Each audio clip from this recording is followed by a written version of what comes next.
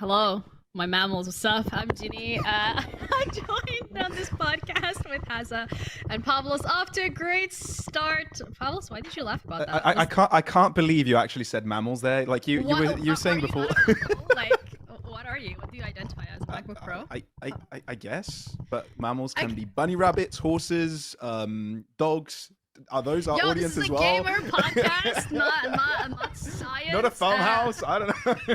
Hazza, help me out here. I feel like I'm in a mammal sandwich right now, and I don't really know what that entails. I think I had a mammal fact. Can we but, cut this yeah, intro? we need to like actually.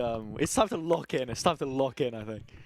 Okay, guys, can we like put a professional? We're supposed to be getting paid for a living to like actually speak, right? So like, can we put these like professional hats on literally for 5 minutes? That's all I'm asking for, because I think a lot of people have a lot of questions when it comes to why.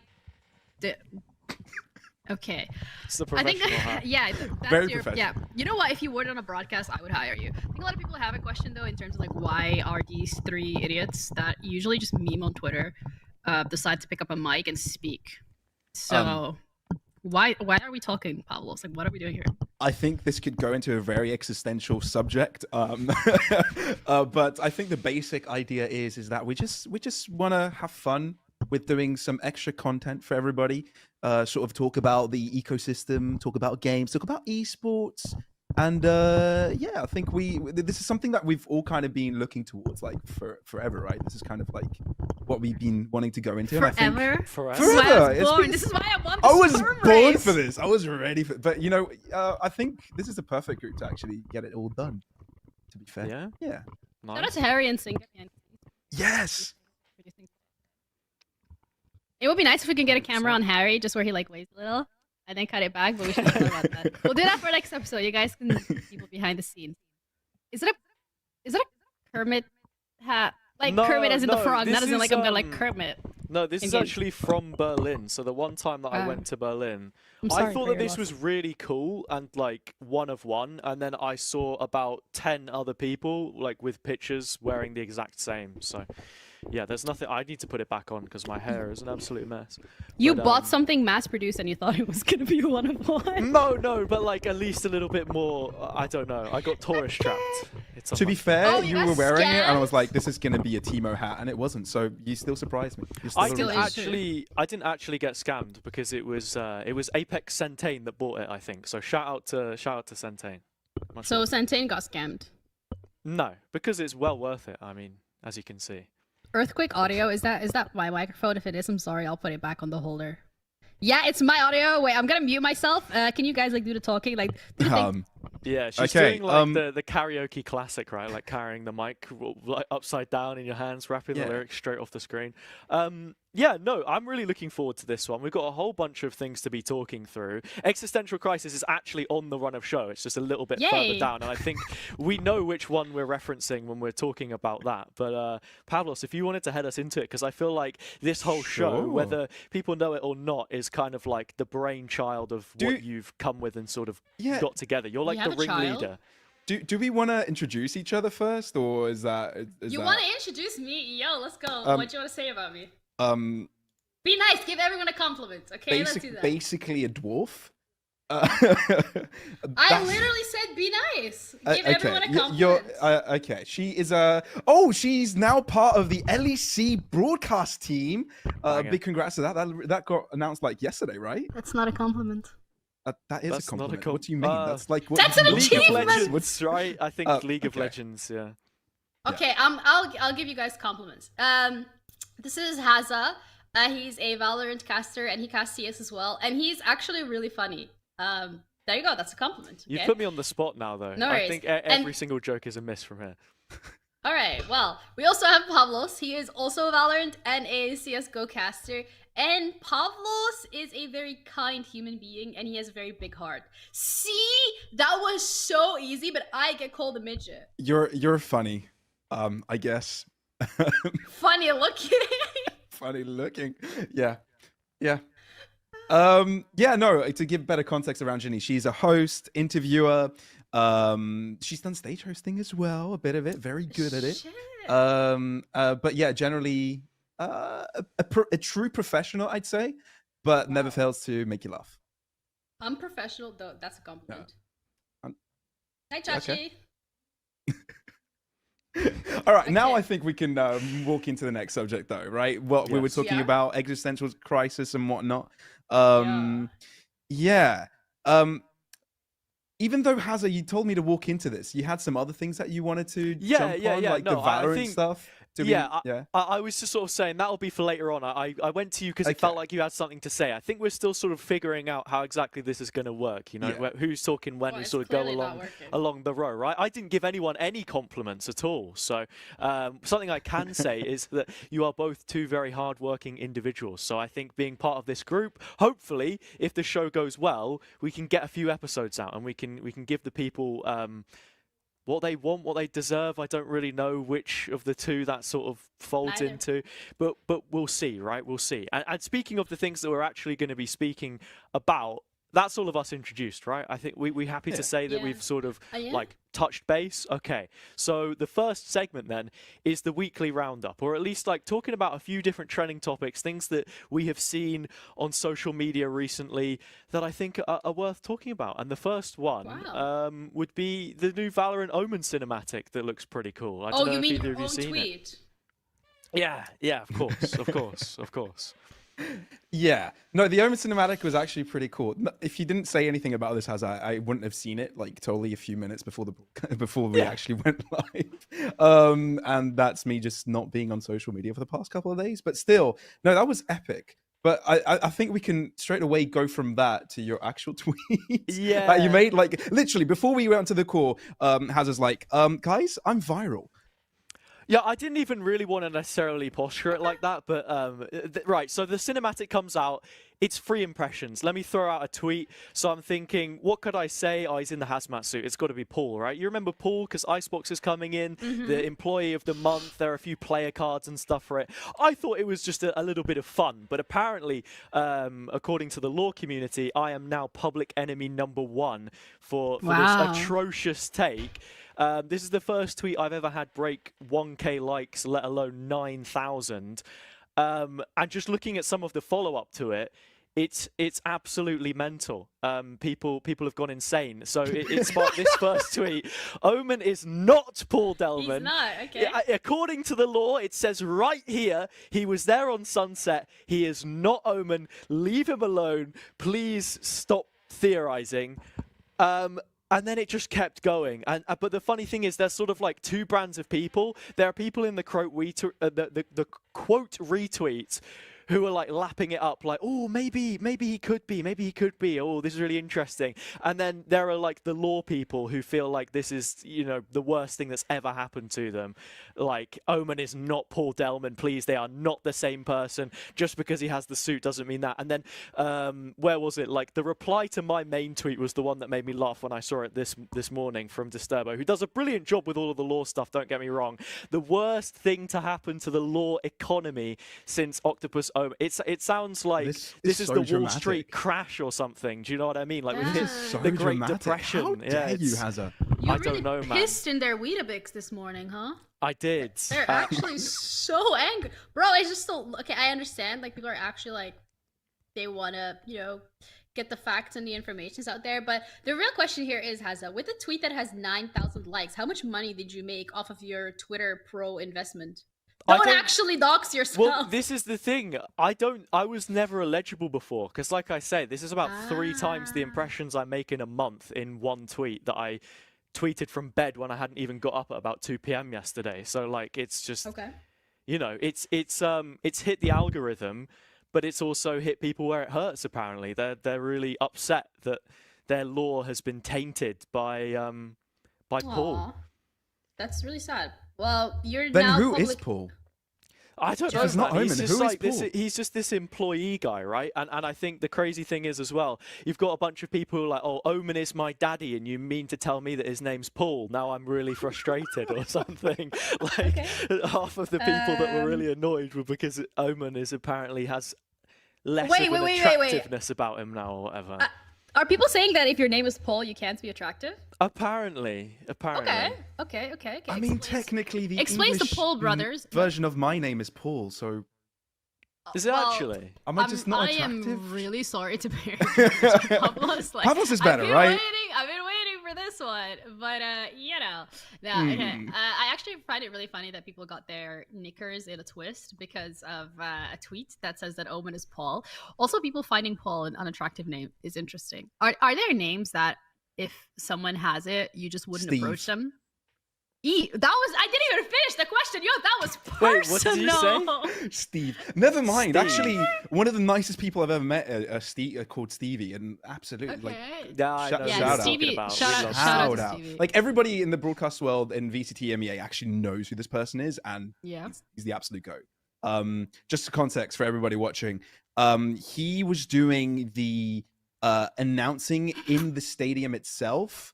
Yeah. For Yeah. the VCT MEA broadcast, and he was the absolute goat. Just such a sweetheart. Whenever he saw you, it was like massive smile.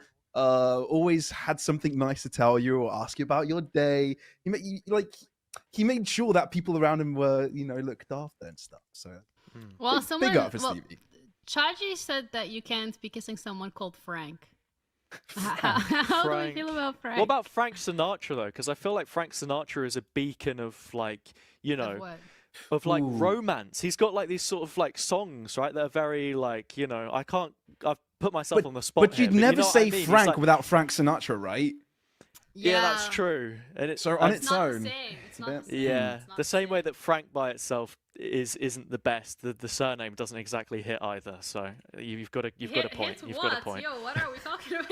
Okay, Let's anyway, not go move- there. Wait, Let's not go there. moving on. This is like the range all the way from esports to like who would you not kiss? Anyway.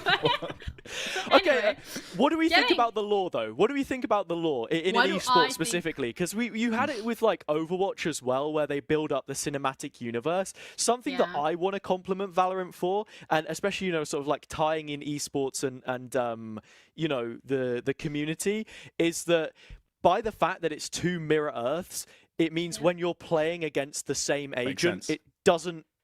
It's not confusing. It actually makes sense. Whereas in Yeah. Overwatch, it was just like as confusing as the actual fucking game is as well, because it makes Well- I don't Yeah. understand. actually, for this game called League of Legends, it was based on this Netflix series called Arcane. I don't know.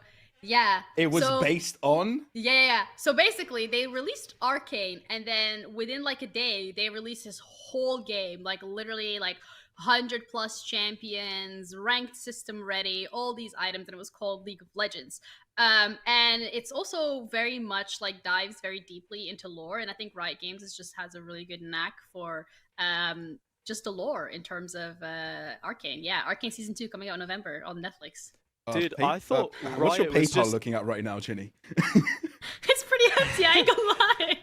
I thought that Riot just made music and the game was like to help that endeavor. you Oh know? right, yeah. Something Oh, like that. yeah. The Yeah, game they is made the based game, on the yeah. characters. KDA, man. In the next season of Arcane, Ginny gets out of being hard. It's like, why are you spoiling? Why are you spoiling? Okay. Jeez, man. I mean, listen, I hecking love Arcane. I hecking love League of Legends. I do also really like Valorant. I think the lore, it's very different when it comes to like the way that Riot or as a dev approaches it. I really enjoy it because you even touch upon a little bit on the music, and Riot doesn't miss. True. Okay. Have you heard New I Jeans? swear, for the past 3 years on my Spotify list, it's either League of Legends or Valorant or KDA. It's up there. Like it's my hype up music, right? Even before a cast or for workout or whenever. Like if I want to Okay. feel good mood, like I boot up some of those songs. Like no joke, that's some like solid music there. You Yeah. touched casting and feeling good. Is casting the only time when you want to be in a good mood? No, it was one of the moments. I gave an One. example. What made you actually want to get into casting? Was it because it made you feel Wow. good? Was What a that- transition! Is this person a host? Yeah. Dude, Yeah, actually, yeah, feel good moments with generally. I think the first time I thought about wanting to be a commentator was witnessing a live event myself and seeing like the crowd stand up and cheer for like a play, not necessarily the person playing, but Yeah. the game itself. And I think noticing the caster through it and the role he had to play within messing with those emotions, not messing with them or guiding it in a way. Yeah. I think that's something. What? Yeah, it's big What for me. game? What game was it? That was actually, I think it was Street Fighter. I think it was Wow, Comic-Con that's Street a Fighter. fighter game. That's okay. Yeah. That's niche. Oh, the fighting game community is insane. It's insane. Yeah, the fighting game community is probably one of the most not underrepresented in esports, but like they get the short end of the stick every single time, and the person holding the stick is Nintendo, and they're just dish, dish, dish, you know. It's okay. This is why I'm looking forward, and again, I feel like this is sort of like a glazing riot stream at this point, but like the fact that they actually have, they're gonna make an esport that's FGC, like I think that is gonna be. Like if they support it properly, that could be really good. Because right now, who are the main developers for like fighting games and stuff? You like Capcom, Namco, you know that kind of stuff, right? Yeah. There's never really been the attention to detail when it comes to like making an esport. And to go back onto the Spotify thing as well, I don't know if you can see this. So I was like trying to hype myself up. My top artist last year on Spotify was Valorant. And this is a complete self-sabotage, by the way. But I was like, if I get in the mindset for like the game and I'm like hyping myself up and listening to like the VCT then stuff, then you know, I'm not that guy. But like, which was your favorite Valorant song actually this year? I actually don't know, to be honest. Are you by any chance a Taking Away was Valorant good. caster? Yes, from time to time, right? From time to time. Why are you a Valorant caster? Why Valorant? Why not? I don't know. Street Fighter. Good question. I think this is something I spoke about quite a bit, actually, and to sort of like wrap it in back to sort of why Pavlos got into casting in the first place. It was like I did have a big love for CS, but I think, especially in the esports space, if you're not a CS person, then like you're not in the esport. You know, you live by the sword, you die by the sword. If you're not going to fully commit 110% to being part of that community, then you can't half-ass it, right? Whereas I feel like the flip side is with Valorant, you know, you had people like, and this was obviously in the early ecosystem, it'll get figured out by now, and you have like your main Valorant actors, but there were people, you know, like Dinko, like Harry, for example, that had their moments when they like popped up on a VCT broadcast, but that never went the opposite way, right? You weren't seeing people, you know, like Mitch and Tom hop onto an ESL broadcast or something like that. Do you know what I mean? Like, you very much have to commit to doing one or the other. And as much as I love CS, and I think it has a lot of things which Valorant could probably improve on, it's been out for so long, you're always going to have that built-up storied history. For Valorant, it feels like that it's more closely knit with the developer. Like there's a bit more back and forth as well. Like I know plenty of people at Riot that I can just talk to about that kind of thing. So I think weird flex, but okay. Helps. Yeah.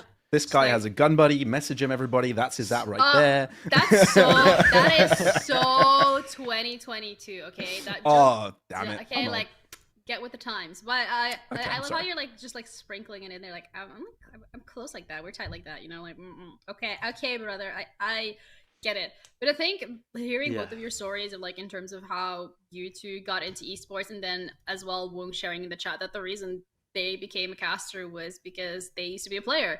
The casters got it wrong and they're like, yo, gotta be a caster. I think it's very different for every single person how they got into esports. For me, it was like I was a streamer. I was streaming for like 2-3 years at that point, almost 3 years. And then someone messaged me, was like, hi, we have this broadcast going on. Do you want to be a host? And it fell through last minute, but still that kind of like piqued my interest. And I was like, okay, I want to know what this job actually is. And like, you know, how can I get into it? And knowing what I know now, I feel like I've approached it very systematically. I've had like, okay, I'm going to approach it like this, and this. But I think as well, being able to look back, Pavlos, on our journeys, there's always going to be something that we wish we knew sooner. Is there? I feel like that's a journey everybody has, right? Things that because even if someone gives you the advice, sometimes it's just goes over your head because you don't fully grasp it. I think you have to experience some things to actually learn them. I think the three of us, I put us under the same category of like the same generation of broadcast talent, right? We're COVID talent. We started this this journey? I think I'm not quite I sure for you. started Hazza. after We're like the COVID. weird COVID babies of esports. Oh, you guys broadcasts, both started after COVID? I started after COVID. I started Okay, when the I world literally was already started opening up. during COVID. So like when the events all went online, everybody was panicking. There's no work and stuff like that, and a lot of online events started popping up. And I was like, ooh, let me try this, let me try that. And I think that's how it worked out for me. But you guys started after COVID, damn. Yeah, Well, I started in December 2021. So Hmm. yeah, that was like COVID was when did lockdown was like 2019, no? 2019, 2020. 2020. So yeah, I started December 2021. So I started post COVID, and I started when like this transition went away. I started in winter, esports winter. Yay! Yeah. Good for me. Nice. Yeah, I mean, I did one broadcast day in 2020, and that kind of ties into how I actually got into it in the first place. It was fully through the university space, and I think it was a bit similar for you, Giniro, right? Yeah. And I was like playing all of the uni games with my mates, and I was like, oh, you know what, the broadcast, let me add a little bit of spice to that. I would like to do this. Let me see what I can say, right? And that was how I got involved. But I did literally one day in 2020, didn't look at it until about mid 2021, and that's when I felt like I actually found my footing and started doing it more consistently. I remember actually both of us, our first like studio thing was the Newell thing in Nottingham. Was it in Nottingham? In Nottingham? Yeah, and we the worked it basement, together. right? In the Nice. basement. I remember that. It was a nice basement, okay? It was like, a very nice basement. Don't take his word for it. It was not terrible. We even had some like pretty nice pictures off of there. Look, even Torix, even Jacob was there. Yeah. The going live tweet that I posted. Shout out to the Twitter, by the way. Actually, shout out to the @SkillIssues live Twitter, the Instagram, the YouTube, all of it. Right, get that followed. Was a picture that Jacob took of me at Null. So that was my first time meeting him. And again, just another one of them people. Yeah, and Jacob now works for Riot, so he's gonna be on the LEC. We're gonna be working together. He's probably gonna know us a couple of times. So. Basements are great. The pipeline is real. The pipeline is like the uni pipeline is real. And for Pavlos, I think you said that yours was different, right? You were like through the community cast Discord trenches and stuff. Yeah, I was. Trenches. I literally went through that. It was like, I was like, how do I get involved with this? I started Googling stuff and just found like amateur tournaments through Discords and everything. And that's how I started, literally from zero.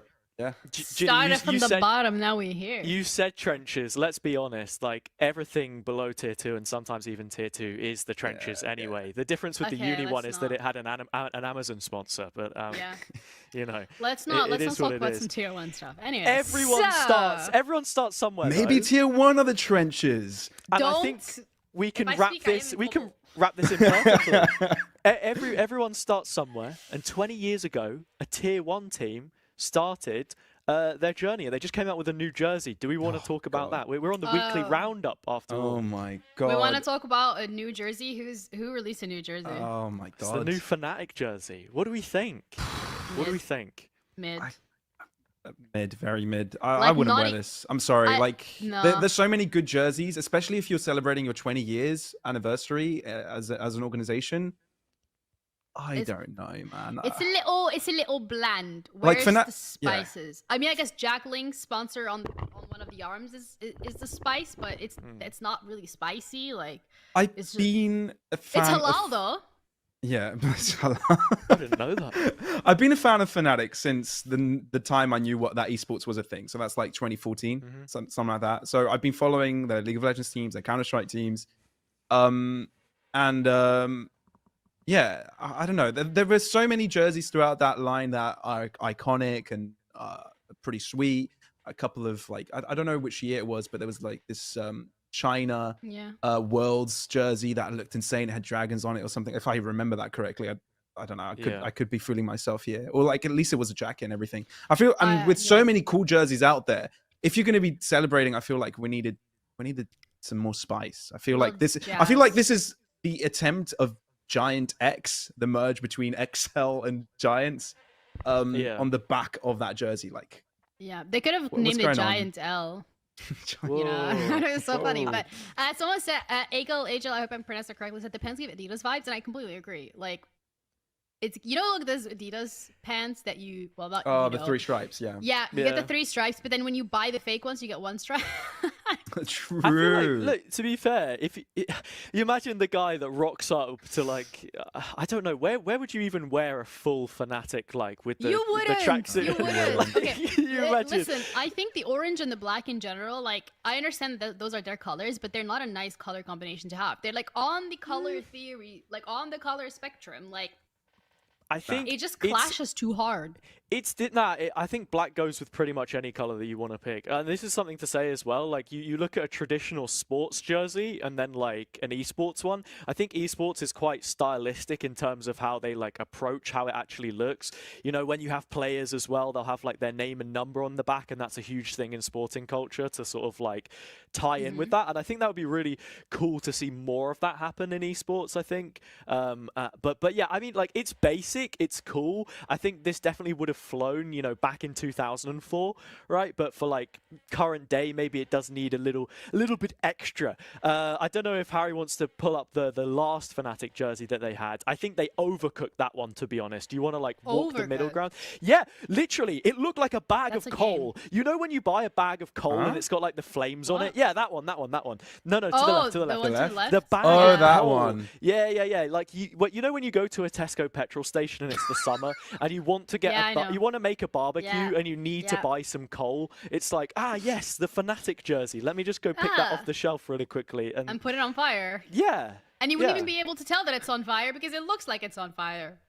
I mean, I get the design, you know, they want to be like, yo, it's literally fire. They want to make it look fire, but no, it's, I actually didn't see this jersey up until now. I am not the biggest fan either.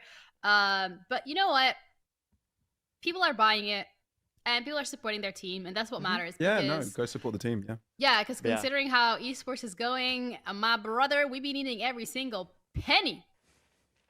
What we need to, you know, support the teams. What we need to do is get rid of the bad chants. We need more good chants in esports. No more team name here. We need something a little bit more exciting. Defense. You know? Yeah. I'm looking at you, Team Liquid. I'm looking at you, Team Liquid. Liquid. I do like Team Liquid. You know, they're a Dutch org. Respect.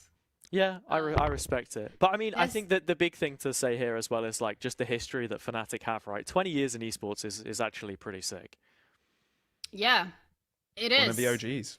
Yeah, and considering how many like mergers have been going on and everything like that, and the fact that in 2023 around 9,000 people in the gaming industry have lost their job, it is really rough right now in the industry. I think that's not something that we're going to sugarcoat, and I think in general that's something that a lot of people are aware of. It's not the same as like as you mentioned, COVID times where everything was online and there was a lot of things going on, a lot of money being pumped into esports because they were kind of the only broadcasts that you were able to do.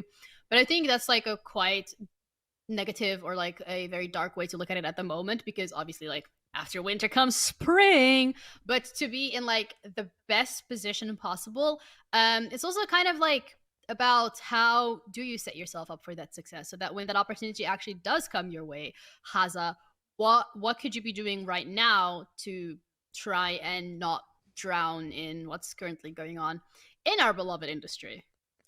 Making a podcast with two other people in the same industry. Yeah, because we're balling right now. Like, we got that in the money. middle.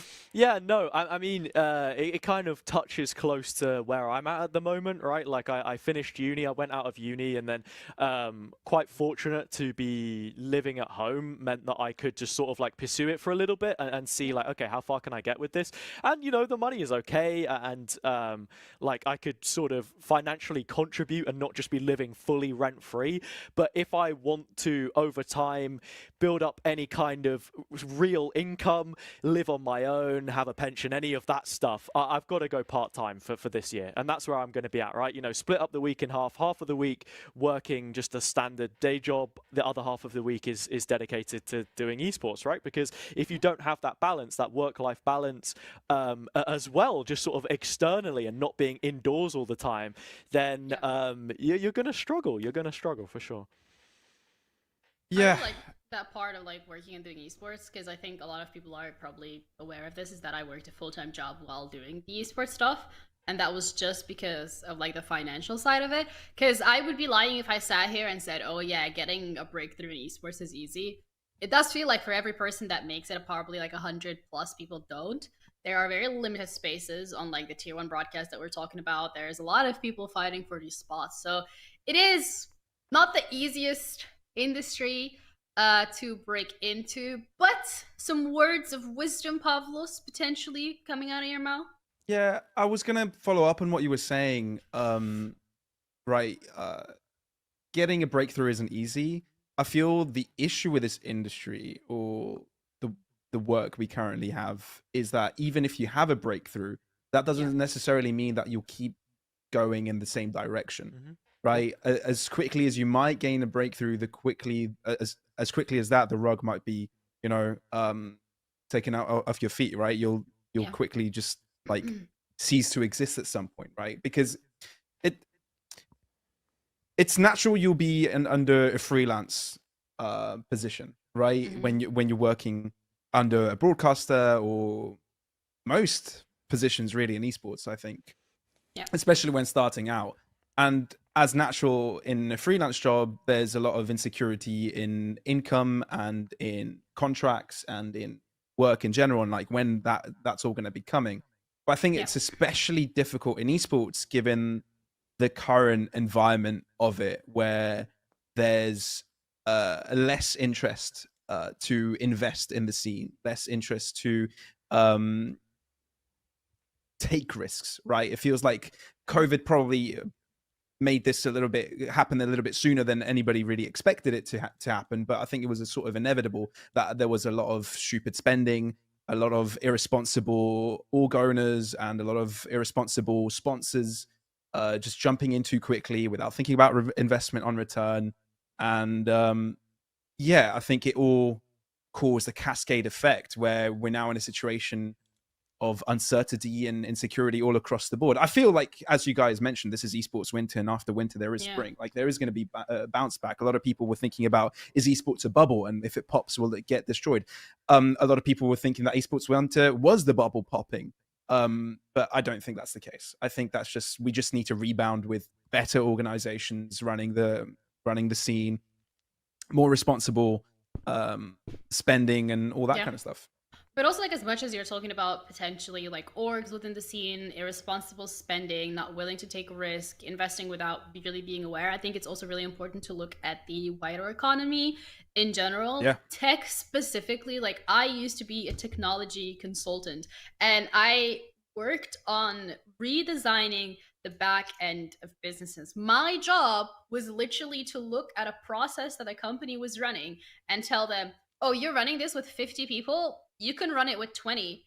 Here's how you're going to do it. And like, that is such a shit position to be, because when it was like the boom, it was like, oh, we can like rebuild this back end for you. It's going to be so efficient. But then it became, we can rebuild this back end for you, and you're going to get rid of people, and you're going to save money. So that's like, it's rough, and it's just like the esports industry currently like not being so up in arms and having so many opportunities is also obviously as a result of the wider economy. So it does suck, but again, there will always be a bounce back. The economic downturns are, I mean, it's an economy, it's a cycle. There's a bullish market, there is, you just gotta wait it through. And yeah, I know what you mean. It's the kind of thing as well, and you'll see that within esports broadcast as well, that things will just continually shrink until a point where it gets to where, this is another topic to probably speak about, where it should have been, because there was a lot of like inflation through things like COVID, for example, where everyone was like, oh, we can keep running our events online, which did also in turn save money. People are still going to tune into it. More people are actually invested in it. And then it can start to sort of consistently grow at a more sustainable rate. That's going to happen with like broadcast teams and stuff as well. Yeah, I don't know, man. It's a tough one. If we could throw up the Monte Cristo tweet, I think we're living in the past a bit. I think this was about a month ago since Monte Cristo made this tweet. I'm not gonna lie, when I tell you that this Monte Cristo tweet literally made me go into a fucking existential crisis for like a month. Like, since this tweet had, until now, I am still in this existential crisis that this fucker has caused. Because even though I've had a really, really great time in terms of my career growing and blowing up in like the last 2 years, I can 100 million 1000% to relate to this tweet. And I do think he is right to an extent. Are there things that you can do as talent to mitigate it? Yes, but there isn't going to be that much that you can do, because at the end of the day, your bulk of your income will come from you being a caster, and the bulk of your income will come from you being on air talent. You can't just like wake up overnight and do something else. Yeah. Yeah, I was just, it's quite funny how we sort of had like the list of topics that we wanted to talk about, but I also simultaneously feel, no, and this is the crazy thing as well, because I'm thinking about some of the things we were talking about earlier, introducing ourselves as well, and sort of who we are as people, but it all kind of floods back, right? You know, all roads lead to Rome, or however you say it, right? This is something that we want to talk about, and yeah, like in terms of autonomy, it's why we do things like this, you know, like why we're here right now, because you don't have ownership of what you build, really. Like, you know, you are the soundtrack to a league, perhaps, or a co-streamer, as it says here. Actually, I wasn't even looking at the statement, but like that is the reality of it, right? You know, people will get used to your voice, but actually for a casual viewer, and for me sometimes, when I would look back at like old Counter-Strike clips and be like, oh, I remember this clip, I remember this caster who was doing it, but you never knew them by face necessarily, which is also something else to speak about in esports, and I'll get to that in a minute. Maybe you just knew them for that moment, and then it's like, okay, they've gone, but there's always someone else to do the same job later on, and someone else will come in and become that sort of iconoclasmic like figure of what it ends up being. And to then go back and make the point that I was lining up is that esports is kind of crazy from a talent perspective as well, in contrast to traditional sports, because you have these super iconic commentators who work it for, you know, decades, but how many times can you say that you've seen Martin Tyler, or, you know, seen Sam Matterfeld, or, you know, any of those guys, right? You don't. Whereas in esports, you're front and center, you're part of the product, you've got to be like this content creator that is, you know, interacting with the scene and putting out all of this kind of stuff, right? It feels like a necessity at this point, and I can see, Pavlos, you're sort of tilting your head in acknowledgement of that, or at least having a bit of a think. There's a lot to unwrap, I think, in this topic, because you either take there's a lot of routes to take, right? Because one of them is definitely the rise of co-streams as well, right? A lot of people want to follow their favorite people, which they in turn follow the leagues, right? I think it's some sort of passive viewing that has been popularized, and it's quite interesting because I think it's also a generational thing. I think more people find it more relaxing having someone break things down with them. I don't know, it might be also like you feel like you're in company at the same time while watching something online, for example. If you were in a stadium, like, you wouldn't want someone like talking in your ear, being annoying and frustrating, and like talking to you about things. But it's like you're living it with someone. You're living that esports moment. You're living the game with someone. So if something happens, there's someone else reacting to it, and you get validation because you probably react in the same way, or you gain a laugh by it, and whether that's by interacting with the chat or with the streamer himself. I feel that's something that is valued a lot right now. That being said, I would never say that the job of a caster will never just whittle down to being the voice behind being the soundtrack of a co-streamer, right? I do think that's I feel like it's what it turned into, but I think even though I feel like Monte Cristo made this tweet, and that final line was a very good way of like making a punch and making the tweet more noticeable. But I don't even think he himself believes that this is what a caster's job will turn into, because I feel it's a lot more valuable than that. Yeah, I think, to be fair, I understand sort of the argument. I think the point that's trying to be made with becoming the soundtrack of a co-streamer is just to sort of like illustrate the reality of what the situation is, not like the base product taken from like the viewer perspective, right? So it's like your voice is going to end up on the co-stream and that person will make more money than you. It's not that your purpose will but that's what the purpose will become, right? And I think it's also interesting when you reflect it back to Valorant as well. Something that we saw a lot, especially in the early life cycle of the game, is like Taric and Shroud and that having more viewers than the actual main broadcast, still the which is case. kind of insane. And it's like, how do you approach that from the Riot perspective? Because you want to allow co-streams, right? You know, it's going to help grow the esport, I think. But at the same time, do you want to overshadow this product that you're putting so much money and effort into? I don't know. I mean, you're talking about like people like Tarek particularly having more viewers than the main broadcast. I mean, that is not something in the past. That is still the thing. The most recent competition being Game Changers Championship, like when you were looking at Tarek, he was the one with the most viewers. And that speaks a lot in terms of like where co-streaming is going. And like, listen, more power to him. He found a niche and it's really paid off and it's doing really, really well for his channel. It's allowed him to grow in an extremely and an insanely great way. So, and he's even, you know, doing his own tournament with Ludwig, which is also really cool to see. But I do agree with Monte Cristo in this sense where, yes, as a caster, you will just be the backtrack sound of a co-stream. I'm not saying that's the only thing that you will be, because you will also have the main broadcast that you're working on. But when people with co-streaming rights are watching you, they're not going to be watching at full volume. They're not going to be listening to you. You're going to be a little lower, maybe a little bit different so for casters particularly because you're in the game, so they kind of want to hear you. But I know that when that analyst desk comes on, it's press mute and go play another game, okay? Yeah. Like, as a host who is like only on the analyst desk, like you're muted. Like nobody gives a shit. I'm not saying nobody gives a shit. Of course, people still watch it and people still tune in, but like it's not. It is like the reality of this tweet is that the reason why it kind of like got me into an existential crisis is because I do agree, and I'm not just looking at the top one. I'm also looking at the tweet that he put. You have zero leverage over negotiations, and that's why people start socials, something that you touched upon, Hazza, in terms of like, you don't see these traditional sportcasters being really active online and streaming and doing this and doing that. But as an esports talent, you have to, because at the end of the day, your follower count, unfortunately, does matter. And I'm not mad about that because I personally really like social media. I like posting on it. I like building my brand off of it, and it has given me a lot of success. But I also know that there are a lot of my colleagues in this space who don't really have that same sentiment and that same approach to social media. They don't like it as much. They don't find it interesting. They don't want to do that. They just want to show up, cast the game, give it their all, give it the passion, give it the energy, and that shouldn't make them any less favorable or hireable. Yeah. But unfortunately, in some instances, like, it actually does.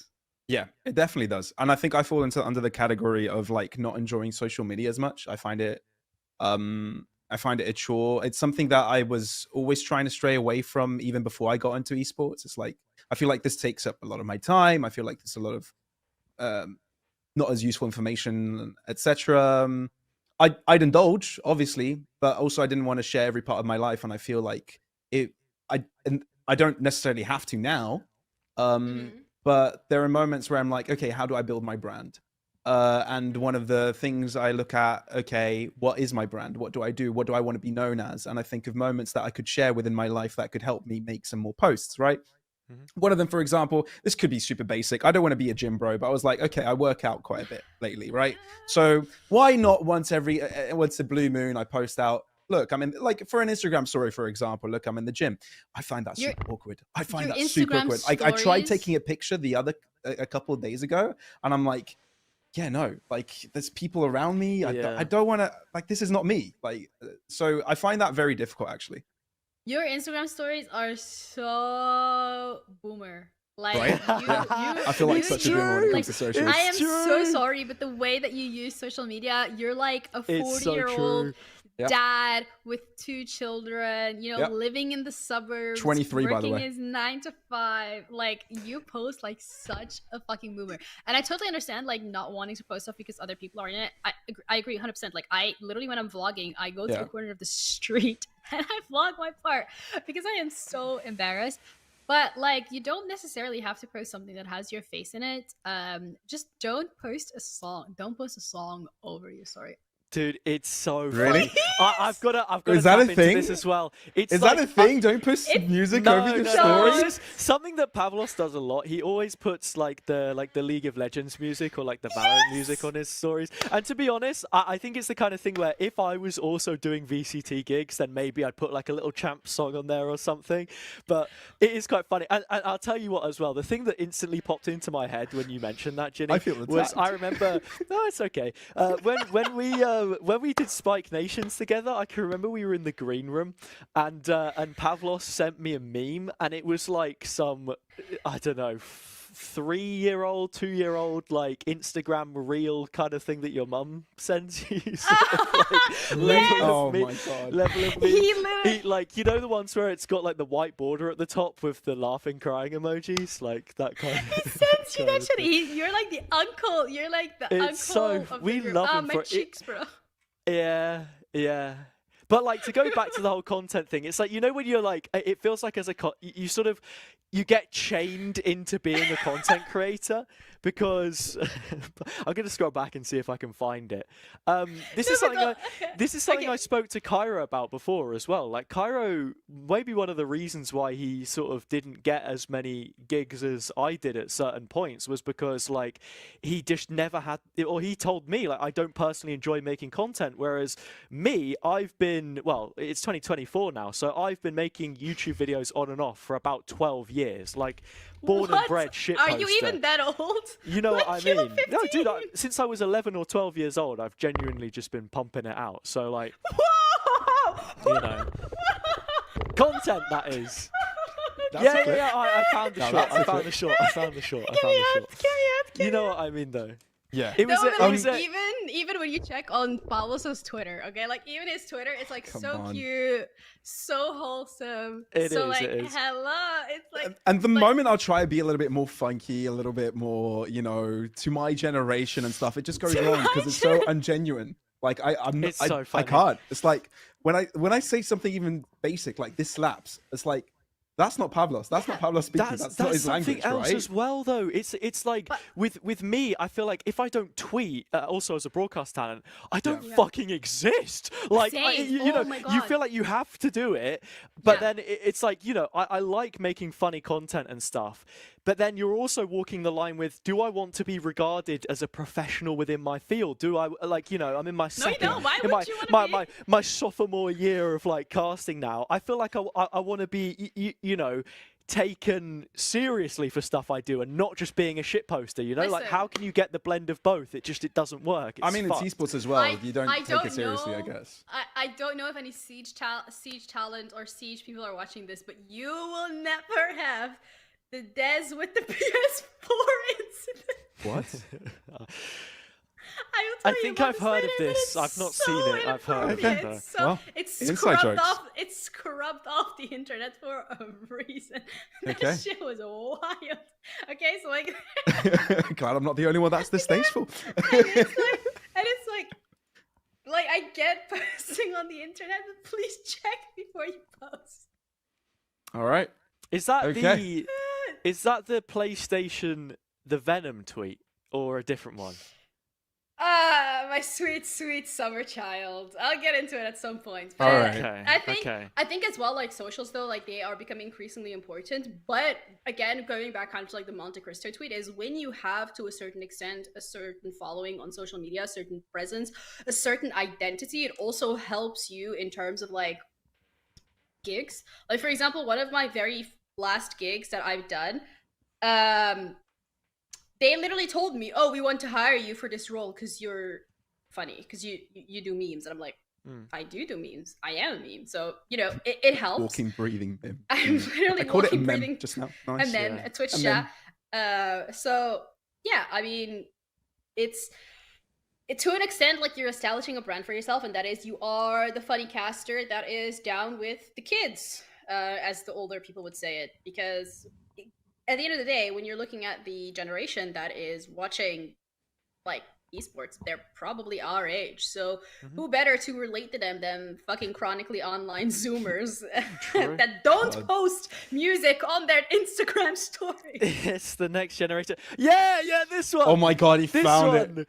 Treat yourself to 19 inches of venom and What? more with Oh my the Marvel God. Spider-Man 2 Collector's Edition. Oh my god. This was 19? the How much is that in centimeters? Can we get How the much? can we Harry, while we're at it, let's get the Microsoft Edge one up as well. The deleted 19 Microsoft inches Edge. in cent. 19 inches in cent. That is 48 centimeters. What the? That's unbelievable.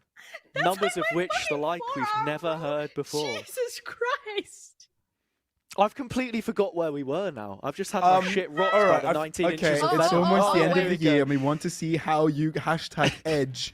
No, Yeah. no. No, but guys, This is literally, so good. do you understand that there is literally a team behind these social media accounts that went, oh, this is the proposal that you're, yeah, good, you can tweet it.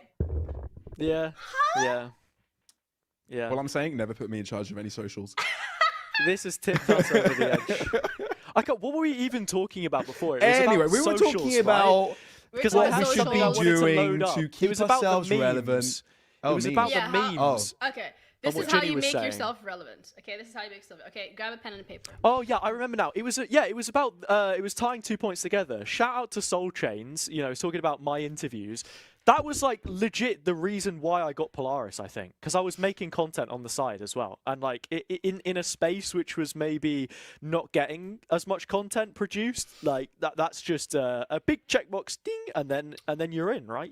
But Stuff also like that. because a lot of people that were working Polaris were continuously bringing up your name and saying that you should be one of the people in the broadcast. So yes, that also helped. But I think furthermore, that ties into what you can do to actually set yourself up for success. And that is be a nice person. Don't be a fucking dick. Just be nice. Because Hazza was nice to me when we worked an event together. And I remember that so clearly because Hazza was working with a caster that was like, Oh, was this the basement as well? Was this also in the basement? this was in the basement. And like the caster that we were working with was like, Yeah, I remember it. it was such It a was horrible just like halfway through a tech rehearsal or whatever, they were suddenly like cut guys. I think tech that we should rehearsal. actually move the camera here because this should be done this way instead. It was that was really the random, and to start be of honest, it. like that was my first in-person gig, I believe. So I Same didn't for really me. care. I was like kind of just chilling, like, yo, we'll do whatever, man. Like I'm having a good time. I'm the kid in the candy store. Give me the microphone. Let me shout a little bit. I have no idea what I'm saying. Just let me cook, right? But yeah, I mean, this actually ties us quite nicely into the next segment, I think, because it sort of leans into what my tip was and a conversation that I also remember having with you, Ginny, quite vividly at the time. All right. Remember? How about we Oh, yeah, roll because up I Hazza's was- video? Wait, and- because yeah, go ahead. I was the host in that, and I remember after we've done like the rehearsals, I go up to Hazza and I'm like, "Do you want me to like interfere here because you're getting like 3 seconds of airtime per 3 minutes? Like, do you want?" And I do that quite a lot. Well, not a lot. I do that in the few instances where I've had one person like completely overshadow the other person, and I think the way that you handled it was very mature. You were like, it's okay, like I'll roll with the punches. Although I don't think that should have been the approach. I think I should have just told them to like shut the fuck up. But also that was my first in-person gig. I didn't know better. Aggressive. I do now. You've got to be a nice person, Ginny. You got to be a nice person, but please don't step on my toes. No, but I think as well, like, no, absolutely, you have to be a nice person. Yeah, yeah. There's also like a certain boundary where it's like at that point you need to stand up for yourself. And I felt so fucking guilty because like I was the host and like on the desk particularly, I would direct my question to Hazza directly every single time. To try and get Hazza the airtime because I couldn't do that during the cast, obviously, because I wasn't there. But like, it was a really rough experience, and I think the way Hazza handled it, and Hazza still being really happy and really content with how everything went, and just being such a kind person, was like, okay, yeah, this person deserves to work Thank you. other gigs. So But yeah, to be honest, Yeah. mate, I just didn't know what was going on, so that's probably why. I think I was just sort of like doing my thing. I was like, wait, is this guy talking more than me? I was just sort of like saying what I had to say, right? you revealed, yeah. Okay. Yeah. Shall we move on then? That's what I was just Shall about we to move say. on? So it was back to like the Polaris thing as well, Yeah. and me. I was in. It was when we were in Wrocław for Poland. I remember we were sat by the river. We were on the steps. I remember, and I remember talking to you like, "What is it that I need to do? What is it that I need to do to make the jump no, up?" you're giving right? away the gold. You're giving away the gold. And then there we go. We were into sort of like, what is it that that you can do to get on the broadcast? And you know, part of it was about sort of like having that niche, you know, and what it is we've learned. But now it is the tip segment. Yeah. All right. That's literally. Did you recycle the tip that I gave you like 2 years ago? No. No? Look, watch the. Okay. Hey, Okay. roll Watch it, VT. let's watch Roll it. Just for VT, roll context, VT, just for roll context, VT. just for context, just for context. We all of us made a video. I don't know, just about a few weeks ago when we realized we're going to be making this podcast, and just to point out a few tips for people that want to get into broadcasting now. But yeah, that's the Don't get into broadcast. context. Play the clip. Play the clip. Play that shit. Game with the bonus round as well. We just need to get ourselves off to a strong start, and we won't have problems at all. Nice That's why I tip. subtitled it. Just have fun.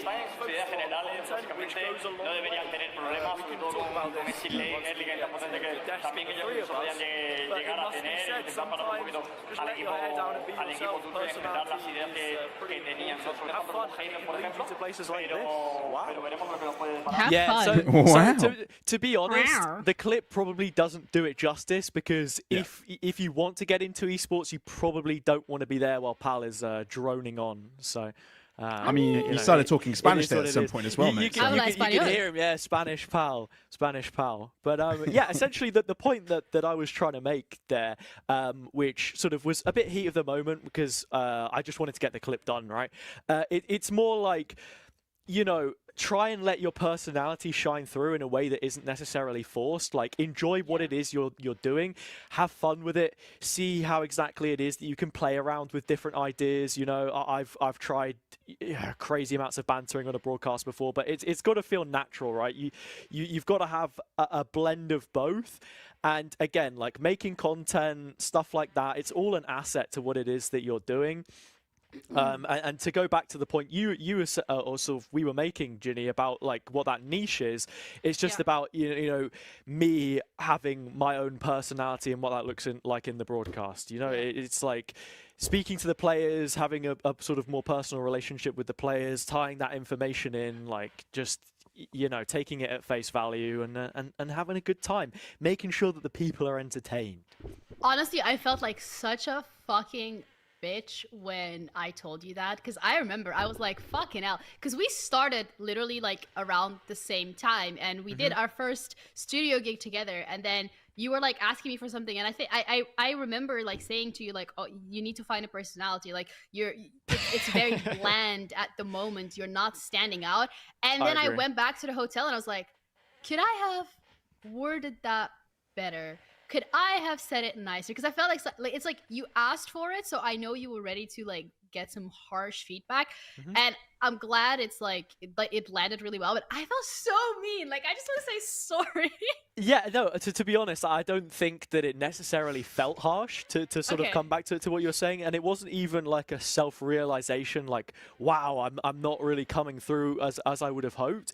But I think like that's the other side of the coin, right? You can have loads of personality. You don't want to force it, but at the same time, you don't want to just be the monotone, I'm leaning entirely into the game. I'm not speaking about anything except for the game, exactly what is happening on screen. I can't, you know, build anything around it. I'm not thinking about any of that stuff. It's just like repeat, because it gets really boring. And I remember like having conversations with you before, and you'll be like, oh, Hazza, you know, some of the work you've been doing since Poland has been really good. And I remember looking back at Poland, like, yeah, if I could do that now, I think it would be 10 times better than what it was, because it did feel very like formulaic and basic. And like, I'll keep it 100 with you. I don't think until like halfway through last year, I've got to a point where I've actually felt comfortable with where I am as a commentator and being like, yeah, what I'm putting out is something that I would genuinely listen to myself. Yeah, that leads us really nicely. Well, we love a self-aware king. I'm glad that my brutal advice has kind of like helped a little along the way. We're now gonna go into Pavlos' advice. Let's get it. Let's hear it. I'm anxious. This is a bit of a difficult subject because I'm not quite sure what the best tip is to give to anyone, This is because so clearly there well-produced. is not one journey to reach your goals. Oh, shut the fuck But up. I'm here because I have a lot of hopium. There was background noise, that's why. While hopium doesn't always work out the way you want it, if you keep on working towards something, you'll eventually hit something. If I was to end my career here one day, I'd be happy with what I've done so far. The people I've met, the places I've been, I think it's a matter of knowing why, keeping track of knowing why you're doing this, right? Is it for yourself? Is it for the experiences? Is it because of esports and fans? You've got to figure that out first before anything else. You've got to figure out why you're doing this for. Oh my god. Wow. If I could give myself a tip 5 years ago, It goes on, there's more. I would have said, Let him cook, let him cook. Let him cook, let him cook. Yalla! keep He's keeping closest it to the real. people that make you feel empowered, that make you feel happy, and support you even when you're not at your best. I think having a support network, people around you that have got similar goals as you, is probably the best thing you could do. And I think that's advice for anything really, not just esports. So yeah, if that's it, if I could give one tip, I guess it's surround yourself with One people tip, that just- make you feel good, and that when you're near them, you look at them and you're like, that's a good fucking human being. Aww. Damn. Man, I- this was. Can we not play mine? Because I got two things to say about that. Can I first just provide yeah, some of context? course, of course. So prior to pressing play, I had no idea what I was going to say. You could probably tell because I was just building it up, kind of trying to figure out What's what blood blah, blah, waffling blah. about? And then at some point I was like, wait, actually think about this. And yeah, that came out. Yeah, the music was because there was background noise again, and I wasn't going to play Okay. like some Mimi song behind it, so I just course. slapped that on. Okay. I mean, listen. Yeah. I think in general, like having good people behind you and like a support network, especially in a freelance gig where it's like you don't even know if you're gonna be working tomorrow or not. I think absolutely that makes a world of difference. I think you and me can very much relate to that. I think I can personally relate to that with you. You're definitely the person who I go to and like cry about the fact that I don't know what I'm gonna be doing with my life. I don't know if I'm gonna be working next week, especially this off season. You've been a rock, and it's really, really helped me through a lot of difficulty. So I do agree, having a good support system around you is really important. Damn, if that was a YouTube video, I would have skipped it. Lamar, yeah, probably true. Thank God this is a podcast. Just to provide a little bit more to that. Sorry, Hazza. That's fine. In esports, there's a lot of uncertainty, right? There's a lot of moments that you'll get slapped. There'll be a curveball that you've never expected, even if you had eyes behind you. There are things that will come at any point in time that you're not ready for. And like I said, there it's general life advice. Like if you don't have someone that can support you, and I'm not saying that you shouldn't be strong yourself and be confident in what you want to do, but I think the two part of keeping in mind why are you doing it will give you motivation to keep on going, because at some point you will fall down. Like that's natural. You will fuck up. You will have a bad day. You will think that this might be all over and be considered a quit. Because I believe all three of us. I don't believe anyone in this industry hasn't had a day that was like, I'm going to give up. Like that's it. But remembers why they do it, or has a discussion with someone, and because that someone talked them into keeping going, or they themselves remembered, right, no, I want to do it because of this what marked that failure won't define the rest of my career type thing. Yeah, I think firstly, before I get into the two things I was going to say, I fully agree with everything you said there. I think that personally resonates with me and quite a few of the people that I've met through esports, both you two and then with Cairo as well. To be honest, I don't think we would have made it as far as we have, and I don't think we have the potential to make it, any further if we weren't mates first and then like a casting pair second, because that is a friendship which bloomed out of us working together in the first place. We just started chatting shit with with one another, and like this is where we are now. Yeah, we have our disagreements here and there, but that also comes from like just being mates in the first place, you know what I mean? Because I have an immense amount of respect for him as a person. And yeah, the people that you meet, the places you go with esports are like one of my favorite things about it. And I think I put that self-reflectively in a tweet somewhere that I posted along the line, sort of like a 2023 roundup or whatever. And it was just like, you know, I've made all the goals that I wanted to so far. Anywhere I go here is a bonus, you know, and like it is, yeah, like I can feel happy at this point, at least with what I've achieved. But like obviously there's the hunger to achieve more. Then on the two things I wanted to say was, one, you can clearly tell that this is still Pavlos that was in the mindset of making that, like, was it the 4 esports video that you did? Very poetic, very, very good. And the second part was that with that music in the background, it did sound like you were going to sell me life insurance. Like, I wasn't sure what exactly was going on. It was inspirational, to say the least. You've come this far, and it's the people you meet. Do you want to make sure that they're feeling comfortable once you're gone? Oh my God. Call this number today and make sure. Because when you work esports, you got to be on a lot of flights. Might crash. Okay, let's not. Bro, I'm as red as the sheet behind me right now.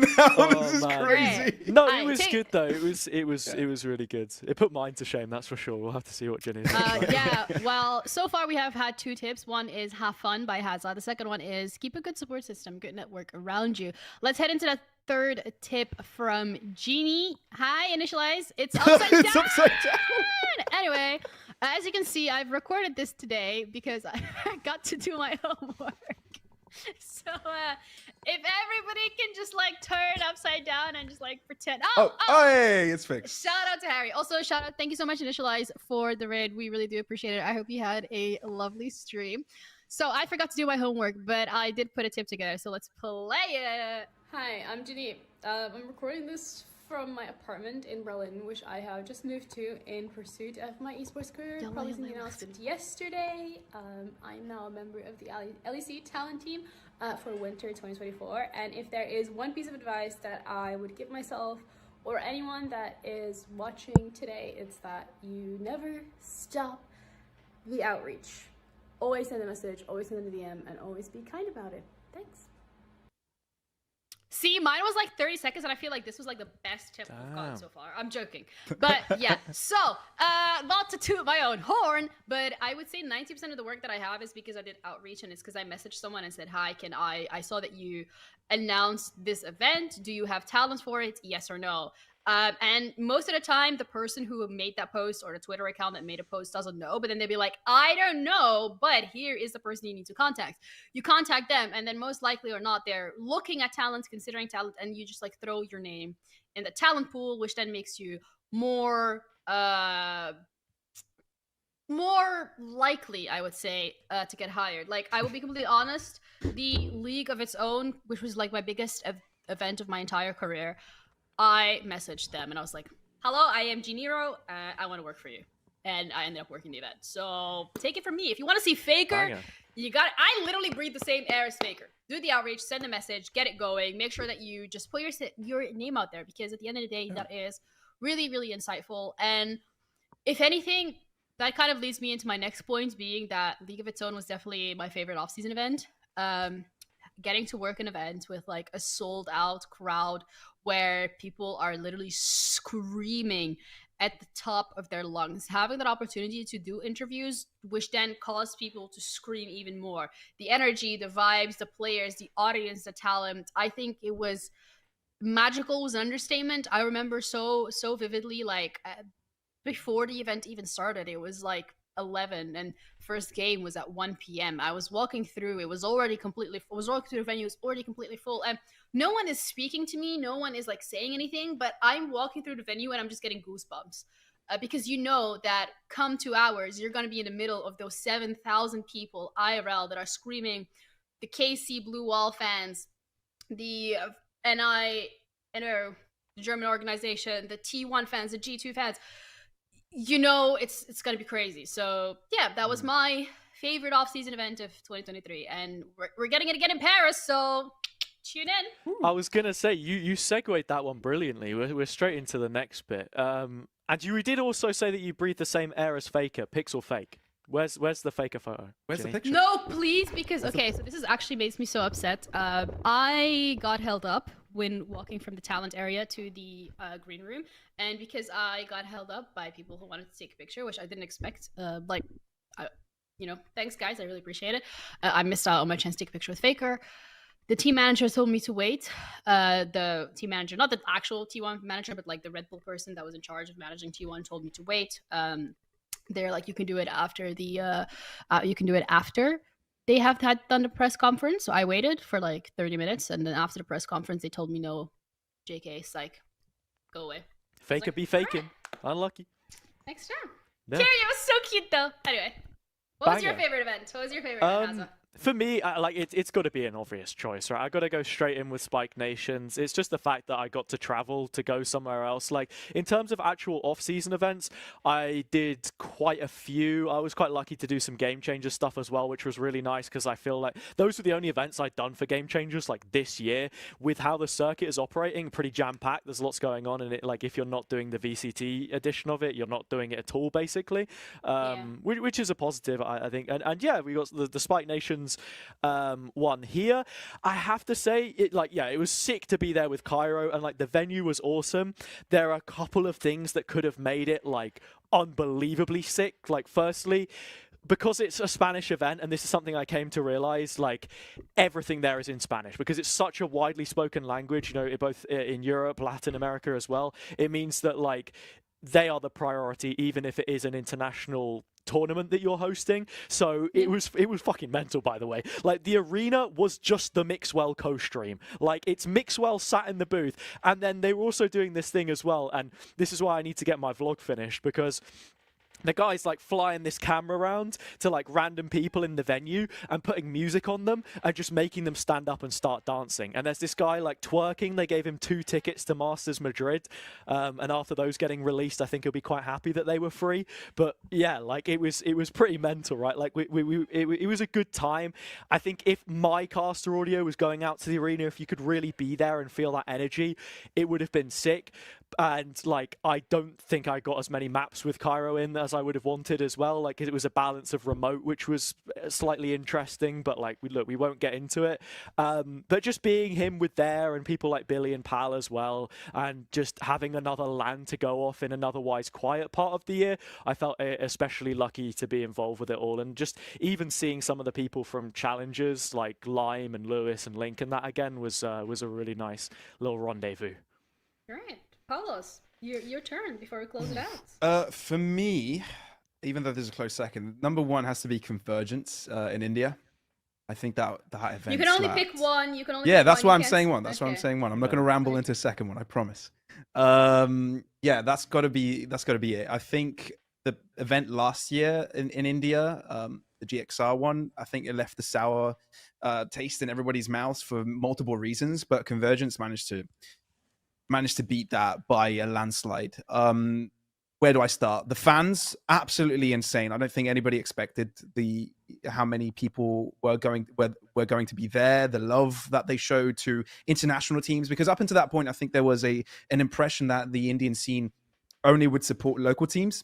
Yeah. And local talent and stuff like that, and they wouldn't really dive into supporting other teams. But for example, the FUT versus Vitality final, there were clips of the audience going absolutely berserk. Cna's name was shouted out more times than I can remember. It was truly incredible. The people there, the fans there, the food's good. Food in India is amazing. Yeah, I think it's an unforgettable event, and Convergence actually is going to be happening next year as well. So looking forward to that. Yo, more leaks. Well, I think that kind of like puts us in a lovely position in terms of what we've done this year, in terms of tips, in terms of what we're going to be covering. Just a little reminder, this is going to be a podcast that is happening every single week. So make sure that you follow us on the socials so that you know when we're going to be going live. Hazza, for this year, if you can, in very brief, like one sentence, give us your hopes for 2024. One goal, one New Year's resolution. What would it be? I said this to you guys a little bit before we went on, but just back to a studio, man. Just send me to a studio, give me a date. Let's get it popping. Let's get it popping. We'll leave it at that. And a demo Pavlos? viewer, please. I think mine is pretty similar. It's not really a goal, but it's what I like to happen at some point. Yeah, cast the big final. That'd be nice. All right. Well, you, for Judy? me, Oh. for Okay. me, that's rough, man. Because I don't want to set a goal in terms of like I want to do this. That's not fully reliant on what I can do, but I do want to cover an international league event. I think. I mean, whatever that might be, whether that's a league of its own or whether it's MSI or Worlds. You know, it's in London. London gal, I don't know, but you know, London town. it would be really cool. But like again, that's not something that I can control, so it's not really a realistic goal to set. But I do just hope that this year I have the same success as I had last year, and that I'm able to build my socials further. This obviously podcast being a part of it. So I want to thank you, every single person who has tuned in for being part of today's episode. We're going to be back again next week, so make sure that you tune in for that. And as I said, follow our socials. The VOD's going to be put live as well. You guys can come back to it. We're going to start running our TikTok account as well, so you can tune in the best and most funny moments of today, specifically where we're roasting Pavlos and his socials.